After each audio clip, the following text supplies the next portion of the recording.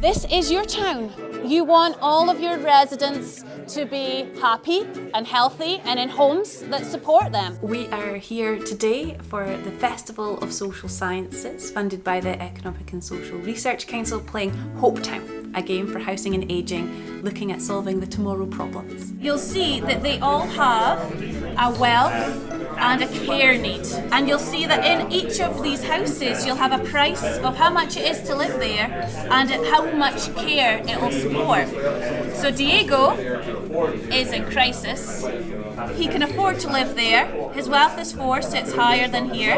But his care needs are 2, but the house only supports 1. There's lots going on in Hopetown, there's lots of possibilities. There are people to help now, but also future needs that we need to plan for as well. In this game, players are working together in teams to make decisions that affect the well-being of the residents of Hopetown. So we have the policymakers who have the budget and are making decisions about what's going to be funded.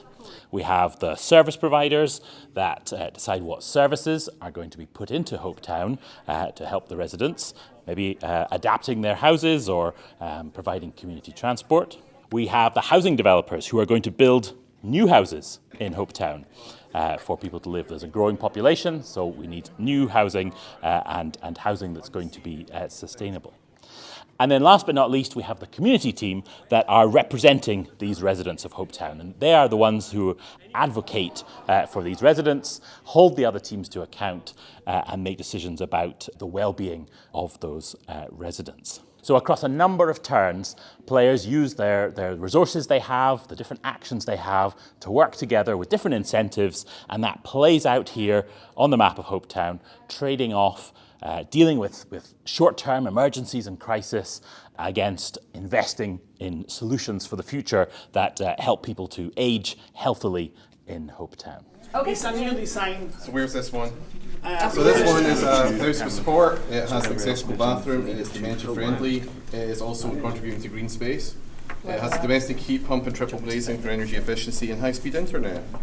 The one over in Portland. Round of applause for the house. Housing. Community transport going in Portland. And then we have mobile services going into Lindeside Coastal Town, and then fixed services going into Donbridge. Okay. I'm Jim Woolman. I'm a professional game designer. I think the favourite part for me always is interaction with the other players. And so games like this are really valuable, not just because that they're encapsulating something in an accessible and engaging way, but also giving people the opportunity to talk to each other and to have useful, interesting conversations they might not otherwise have had. The lessons that come out of this particular game do apply to everybody's life.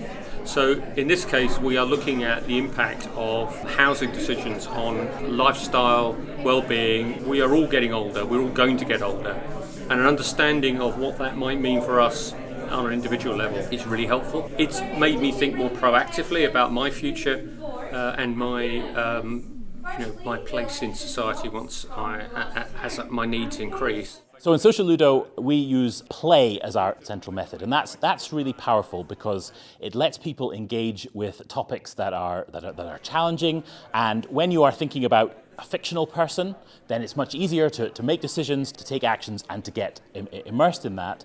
And then perhaps you learn from that because you reflect on your own situation. But it provides that safe fictional space for people to explore these ideas. The other aspect that makes the games really powerful is that it lets us explore conflict. Because we're talking about a fictional place, it's okay to have disagreements about how a service is funded or what's being provided, and so to explore that conflict in a safe way, which then has implications for how we might make decisions in the real world, but without actually fighting about it. So play as a method lets us be creative, work together, and explore a challenging space in a way that's much more accessible than actually doing it in real life.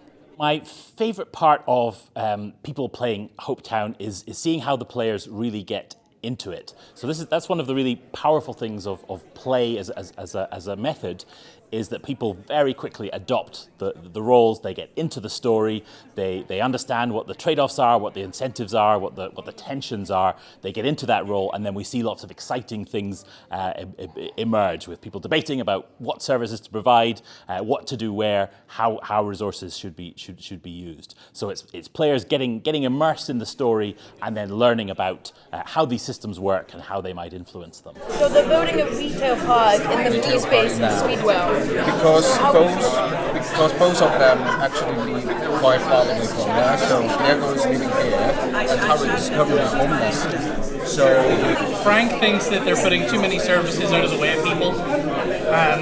There's no bus that takes you from the centre of town to Speedwell, so Frank is against it. There's no bus. They put in a bus route from Riverside to Speedwell, but that's not that good, honestly, because that's not the centre. It's like at the bottom part of Speedwell. The big picture policy as well, so there have been cuts in health spending and there have been tax increases. So that has had an impact on incomes across the board. Hi, I'm Kirsty Wells. I'm an assistant director with Art Consultancy. I think everybody's really embraced the day. I've been a policy maker, and initially it was quite demanding. Everybody from the other teams coming to want us to prioritise their interests, whether that was a housing association, a developer, the community. But as we've gone on through the day, it's become easier as a policy making team to come together and agree things. But it's been really thought-provoking in terms of how you can solve an issue or a crisis in one part of a community for some people, but a crisis then appears somewhere else in another part of the community, and how as policymakers it's constantly juggling who's got priorities, what priorities there could be at a macro level, a micro level, and how you can balance that and make that work. Oh, the policymakers have arrived! In light of the current circumstances, we've obviously got massive amounts of flooding in various different community areas.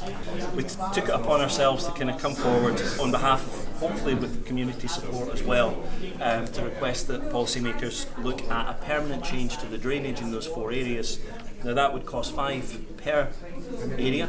Are you able to partly fund this yourself? We can't. We have no budget left. Our budget has been taken by taxation.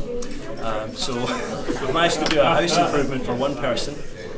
It's been partly funded as well with another.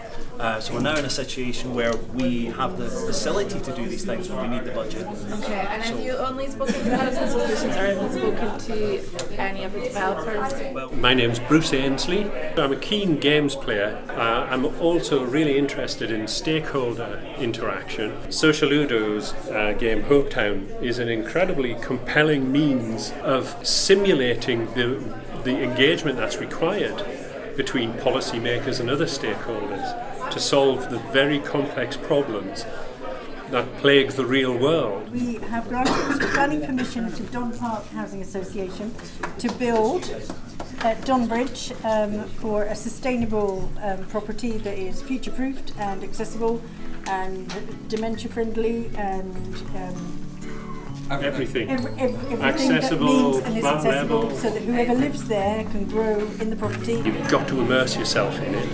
And so interacting with other people who are immersing themselves in it as well, it brings it to life. It brings these complex social issues to life, and it's incredible fun.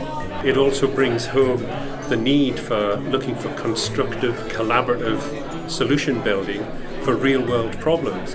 It's fun, but it's also really engaging and gets to the heart of addressing these complex issues.